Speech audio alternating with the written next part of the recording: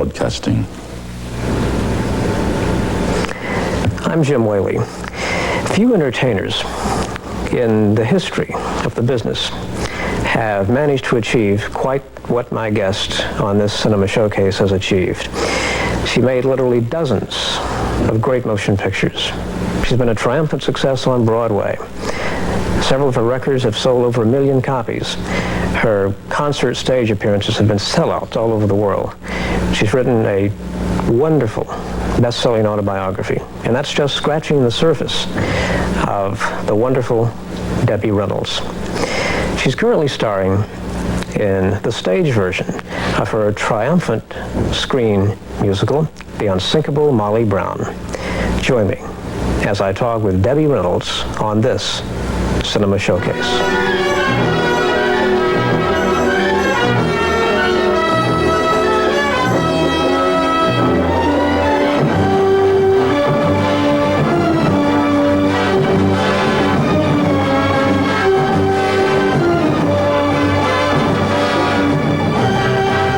Thank you very much for joining me on this Cinema Showcase, and join me right now in welcoming back before the Cinema Showcase cameras, Debbie Reynolds.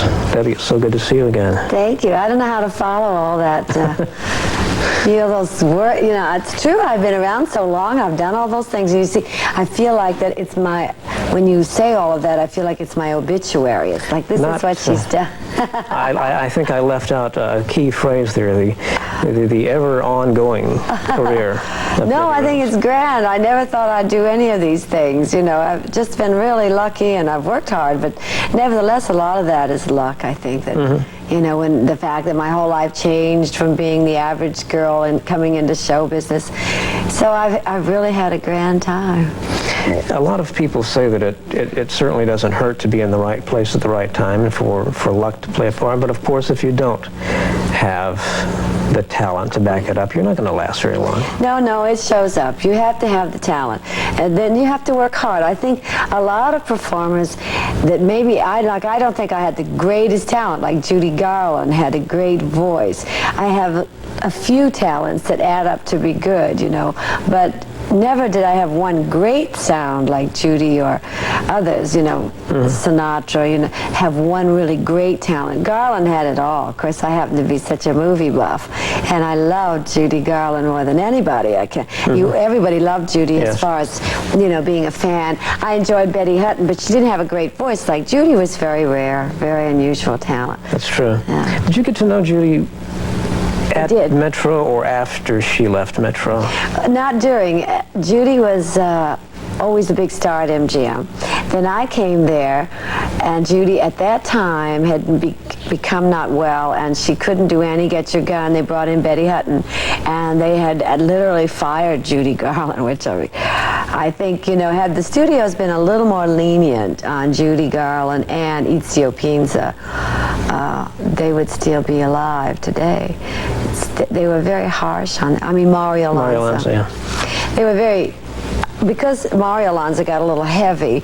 Today you can be heavy and not have a cute little nose, and can have a Jewish name. There was a lot of prejudices and problems in those days. You had to be cute. You couldn't be unusual. Or different, sure. And blacks was really hard to get ahead. In those days, called colored, as you know. Nina Horn was there under contract when I was there, and she wasn't even allowed to eat in the commissary. She and I used to bring our lunches and eat together on the back lot. A lot of bad things, that thank God are not there anymore. But it was an exciting time, but it fortunately it moved ahead and has many more advantages today. It's much more open today. I do miss the studio system because we don't have as many stars as we had then. I like the fact that it's not as closed. It's an interesting situation, isn't it, that we have, on the one hand, the more open situation, as you say today, but without exception, I think everyone I've talked to praises to the skies the marvelous training ground one had under the studio system. Oh, well, the star system was the greatest, especially for poor kids like myself, coming from a poor family. Donna Reed, Janet Leigh, June Allison. No one had money. Clark Gable, Jimmy Stewart, Cagney. Nobody had money. They were all from poor circumstances. But they were given this, like, subsidy because when you were under contract, they paid you every week really to train you. And they gave us, you know, my first contract, I got $75 a week. So I cleared, you know, 27. But I had all these fabulous teachers and lessons. Now, when I went to MGM, I made $300 a week. I mean, that's startling for a young, I was 17, to make $300 a week. My daddy made $200 a month. So that was just like a miracle came falling in my lap. And to study, and they brought me the greatest teachers. I studied under Willie Covan, who was one of the great tap teachers. Taught the Nicholas brothers. He was a black man and great dancer. And I taught with him I studied with him 14 years. So I had the greatest teachers, you know, ballet, tap, jazz, all kinds of, they taught you how to speech, you know, your voice. Most people, young people, have higher voices and they're thin. So you have to study in order to develop your vocal bands and your speaking voice so that you don't have this high kind of thin sound. You know. Today I watch TV a lot and I hear these voices and I think, oh, it's too bad that they don't know they should be studying voice, you know, how that you have a nice speaking voice as well as singing. You need to be able to speak nicely so that people are not offended by a sharp tone. I mean, you can always change your voice and talk like anything you want to, but you should have a nice voice that you can control. That voice reminded me a bit of Gene Hagen and Singing in the Rain. And what I always find so fascinating about that particular role that she played was that she had a wonderful voice and a wonderful singing voice. But that's what you do, and you know, I can't stand them. That's the voice you want. She decided, Gene Hagen, that her character was going to be, You know, just so awful that you couldn't stand it. And so that was the voice. you know, almost like Judy Holliday's voice. You remember later. the line in, do you remember the line? In, when she's talking to the studio boss, played by Millard Kaufman, I believe, right? Millard Mitchell. The head of the studio. The head of the studio at the time, in the film. And she was saying, if you don't give me what I want, the way she said that line, that I will sue you, is priceless. Priceless. If you don't give me what I want, I will sue you. Sue. She was great. And she studied at MGM under the teacher and found that sound that she wanted. She worked really hard to get that. A lot of people copy her in different films that you see. Well, they should. I always copy the greats. I mean, whenever I want to do something very serious, I'll copy Betty Davis. Because I was lucky enough to work with Betty Davis. So, you know, I've worked under a lot of great stars, and I love to do impressions of them anyway. But what I learned under each star was what they themselves had their particular bugaboo about. Like Betty Davis always rehearsed every prop a million times. We had a cooking scene in the catered affair, and we rehearsed that scene for 3 weeks. But it looked so natural. And we had to cook the fish, could make the mashed potatoes, and do the peas, and get out the dishes, and walk and say the line. So because she was a perfectionist at matching, and so I learned how to do that, and I've always done that.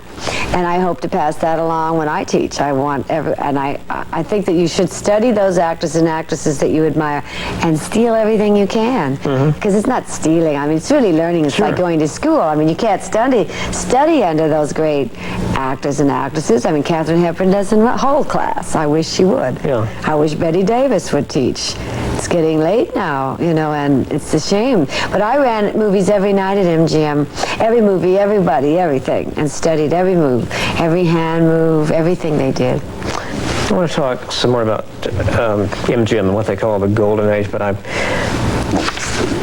want to right now get to the point of your particular visit to our city and to our show right now. You're starring in the stage version of one of your biggest movie successes, The Unsinkable Molly Brown. Where did the idea, or how did the idea originate to bring this back to the stage? Well, Molly Brown they have been doing over the years. I never did the play. I was busy making films, and of course I was young and hot in movies, so that's what you do, you're a movie star. So you don't do theater. I did a nightclub act, and I toured a little bit in a variety show. I was here in Atlanta last year with Donald O'Connor. And every year I've done a different variety show because they're much easier. You do them for 2 weeks here, 1 week there, 3 weeks there, and then you rest. When you do a play, a production, it costs millions, so you have to keep it going week to week to week. Now we started in April with this on tour, and this is August, and it's a real grind. It's very hard. 8 shows a week, every Saturday, every Sunday, 2 and 2. And it's a real challenge because it's like a basketball game. It's from the beginning to the end, and there's no cut like a movie. And now you can rest and wipe the sweat off. I mean, this is straight ahead. So you have to be in great shape. You have to be in top physical condition. You can't party. You can't do anything. It's highly disciplined. And it's a real dedication to do a play. You have to say, yes, I'm going to do it, and you can do nothing else. I go to the theater, and I go to my hotel room, and I rest. I have a dinner, and I go back, and I do the show, and I go back to the hotel room, and I rest. I don't do anything else because I haven't got the strength to do anything else. It's 2.5 hours long. You know, it's more. It's 2:40. So it's a real marathon. And when you do 2 a day, that's 4 hours straight. You know, it's almost 6 hours. It's quite a challenge to do. And I wanted to do it about 8 years ago, but we couldn't raise the financing. And then because of Civic Light Opera, we were able to put this package together. First I called Hart Presnell, who was my leading man in the movie. And he said yes, he could do it. That's 2 years ago. Then I wanted a certain director, John Boab, and this was the time we could all do it. So it all fell together really quite nicely. It's been a lot of work. I'm very proud of it. We've all worked hard. We have a lot of young, wonderful dancers in the show and singers, and our cast is absolutely stupendous. And we rewrote the whole thing. You know, we have a new opening and a new ending and 2 new dance numbers, and you know, we dance up on the bar and we do leaps and flips and flops, and it's a lot of fun. It's a lot of work, but I know it's good, so I feel happy. This is not just one of those singing shows. This is very much a dancing. It's a dance show. A dance show. So it has to be a dance show. I can see why you might be a little tired after. Poop to pop. Yeah. Well, if you're not tired at the end of the show, you haven't done a good job. Yeah. Because the only way you can do this show is just to go out there and kill yourself. And that's what I do. I give it my all, and that's what I want to do. It's my last musical to dance. I don't want to dance anymore. I'm going to stop. So this is sort of my swan song to hard dancing, and that's why I wanted to do Molly Brown. I thought that I should do the property that I was nominated for, and I wanted to end it with Molly. And in the future, I'll do comedy, and I'll do light dancing, but nothing like this. In the intervening years from when you did the films and now, did you reassess the character of Molly? Things that you had done in the film that you felt you wanted to do differently in this interpretation? I added a lot to this because I really loved the film, and I thought that in the film there was much more than they had in the play. So we took everything good from each project. We cut a lot out of the play. There were a lot of other little songs that were just thrown in for set changes. We took them out, and no one misses them because they were really set changes. The music, just the 3 cops on the corner singing, and not wonderful. So then we added the numbers called He's My Friend. See, we have the writer is still alive, and we have Mrs. Meredith Wilson is still alive. So we were able to deal with the estates. As a rule, you can't change anything, because if the writers are gone, you have to keep it just like it is. But we were able to really make huge changes for the better, I think. Yeah. So it's a very fast-moving show, happy show. And it's an old-fashioned story, you know, it's a love story. He adores her, and she gets away with murder. Molly gets to do anything. Johnny Brown just loves her so much that he says, I'll never say no to you, and he means it. The score, I think, has some wonderful songs in it. And I like the He's My Friend number, which is essentially a dance number, and that was written for the film version and not the stage show, right? Right, it's in this version. Yeah, terrific. And but there's some lovely lovely songs in it. Well, one of my favorites, I don't get to sing it, is I'll Never Say No to You. Well, I do sing a little segment of it. Harv sings that. Yeah. Harv has the heavy singing in the show because there's a lot of, you know, big numbers, Colorado and a soliloquy. So he has all the heavy vocal. I have all the heavy dance. And it's better that way because Harv's dancing. Now, was this the first reunion for, this was not the first reunion for you and Harv since Molly Brown, was it? No, we've done, well, I have asked Harv to work with me in my nightclub act a number of times. And we're working, meaning not a tour. We did Atlantic City and we did Las Vegas and Reno. But this last December we did a little tour called Unsinkable Debbie, and we did just a small Eastern tour. We didn't come here. Mm-hmm. Well, Donald O'Connor and I did a show last year, just called Together Again. Yeah. Because I like to do a different show every year for my variety show, and I'll still keep doing my variety show and touring with that. But and I will do another musical, but not hard dancing. Yeah. In your autobiography, which I want to say right here, since I have not had the chance to tell you this, goodness knows there have been lots and lots of autobiographies written by entertainers, but yours is, it manages to be, it walks that wonderful line, that delicate line between being tasteful yet incredibly illuminating. You don't sling mud, but yet we're certainly left with, I think, Information. your complete story. Yeah. Well, I'm alive, so I was able to write my own book when I wanted to write it. I didn't want my children to write a book about me. I don't want a stranger to write a book about me. I mean, you read this all the time, all these unauthorized biographies, and I think they're awful.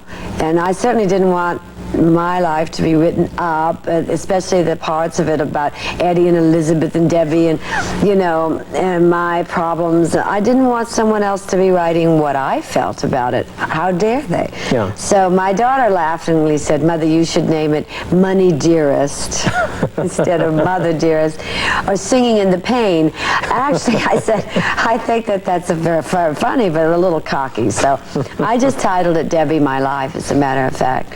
And it's out. It's still in the bookstores now. I wrote it. It's about 8 months ago, I guess. Mm-hmm. And the whole point really was that I wanted to do it while I'm here. I didn't want to. Then maybe when I go, they will write some awful stuff about me, but none of it will be true. I said the truth in this book, and this is the truth. Yeah. It's a marvelous book. It really is, and you shed a lot of light on what the golden age that we referred to earlier in Hollywood was like. And I wrote a lot about MGM, that it was to me like a university, and that star era. And I tried to describe it so you could almost see it. I could, for one, being certainly a self-confessed movie buff as well. You talk about, for example, in somewhat, I think, odd terms, of the MGM music department, because at MGM during that period, I think Johnny Green was in charge of the music department. They had literally the most talented people musically you could find. I mean, behind the scenes, Andre Previn and Lenny Hayden and when I was there, they just had brought Andre Previn, and Andre was only like 24. You had Connie Sellinger. You had Roger Edens, of course. You had these incredible, every one of them was a genius. And I used to go into the recording studio, which was enormous, and there must have been 110 or more in the orchestra, Johnny Green conducting. And the music was incredible. And after work, Andre used to allow me to listen to his little jazz group. They'd just go in and play, you know, the bass, upright bass, Andre at piano and drums and a sax, and they'd just jam. And he didn't let anybody do that. I would be real quiet because I loved music. I played the French horn when I was young, and I loved symphonic music, as classical as well as jazz. I love jazz. You know, Earl Garner, the great Earl Garner. There wasn't anyone like him. Joe Bushkin. Sure.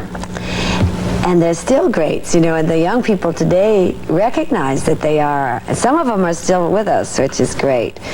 So those were the fun times, and they all scored every musical. I mean, Roger Edens did my first little act that I did when I was 17. I went out and played 5 shows a day for Lowe's Circuit, and he wrote a little parody to Carolina in the Morning.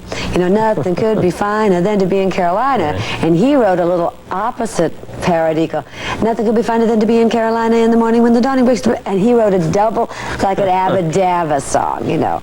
Because the studios wanted the young people to go out and hit the boards, they called it, go to the theater, to learn what an audience was like, not just to be a movie star, but to round out our talent, to be able to perform live out there in front of the people. Let me ask your opinion on this. Several years ago, when I interviewed Betty Comden and Adolph Green here, they said, one of them said, I forget which at the moment, that, and they said this is to in no way put down Arthur Freed.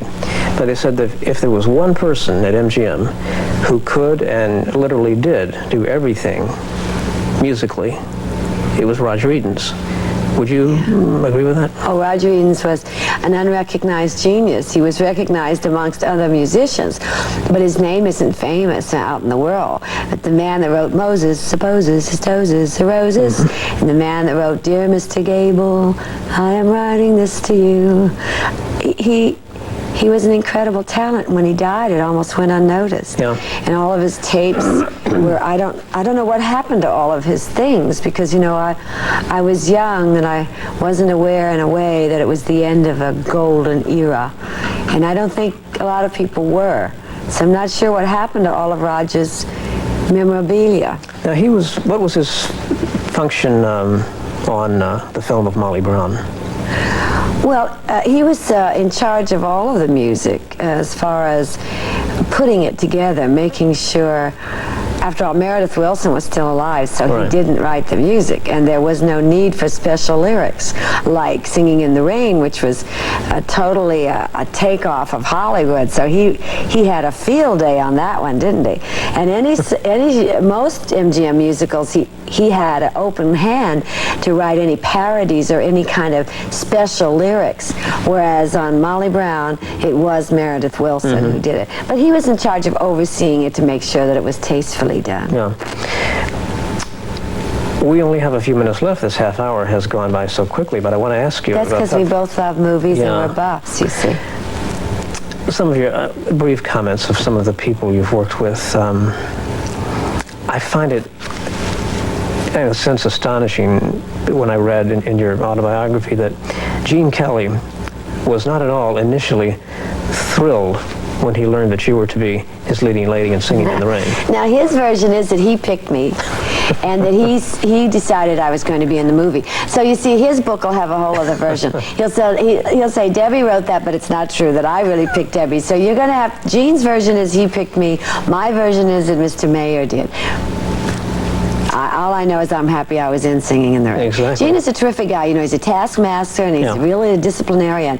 But he taught me well and he taught me right. So I owe a lot to Gene Kelly. And you worked several times with Fred Astaire, once in a musical and once later on in The Pleasure of His Company. Yes, which was a charming film.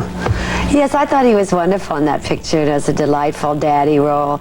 And we did a little dance around a table. I was so nervous the day we did that because he danced with Fred Astaire. And we didn't rehearse it. You know, they just said, wing it. So he just grabbed me and waltzed me around. I was so nervous. But you can't make a wrong move with Fred Astaire's arms around you. You go the right way. Of all the directors you've worked with, you spend a wonderful, or you tell wonderful stories about working with Henry Hathaway on How the West Was Won. He's the best. Of all the directors you've worked with, can you say you've learned more from one than the other? Well, I'd say from George Marshall, I learned a lot about comedy timing, not to overdo it, know when to underplay and when to move forward. He was a great director, and he directed many great films. How the West Was Won was one of his, and for me, we did, it started with A Kiss with Glenn Ford and The Mating Game, and I loved him as a human being. And Henry Hathaway was a great director of adventure, you know, westerns and epics, big epics, and quite a character. I think you always learn from everyone if you listen. The important thing is to listen. It's interesting, pardon me, that you didn't work with Vincent Minnelli until both of you were away from MGM. Now, I didn't work with Vincent until the end of his career almost, which was Goodbye Charlie with Tony Curtis. And actually, I'm sorry that I worked with him that late because he had become less of a director. And we had to just move right along with it. You know, a lot of things we had to take on our own, let's say. Yeah. But he was a very exacting director, very precise. I would have rather worked with him when Earlier on. Earlier on. Sure. We can't end the program without some mention of the fact that Zsa Gabor has been in the news an awful lot lately. And I wonder how you react. But I think really all we can say about Zsa is to say that she never saw the policeman, she never hit the poor thing, and she thought he was gorgeous. Even when he was arresting her, he was a hunk. I loved her line to some newsman when she said they took me to the police station and then they took me backstage or wherever that was to do my fingerprints. Yeah, backstage at a police station. Backstage to get her nails fingerprinted. Well, we can't say that Zsa isn't a character. As you know, Ava Gabor is my close friend and Zsa is her sister. So we all know that Zsa is a real character, but you have to give that one credit. She's made her career out of being in front and being in the news, and she is funny and she is amusing, and so that woman is someone to acknowledge. And you do the most fantastic impression. Thank you, darling. It's a pleasure to be here. We are out of time, and it has been a pleasure to have you here. Thank you. And I do hope to see you again soon. I urge everyone to see The Unsinkable Molly Brown, starring Debbie Reynolds and Harve Presnell, wherever it is in your area. Debbie, thank you. Thank you, dear. My thanks to all of you. Until next time, good night.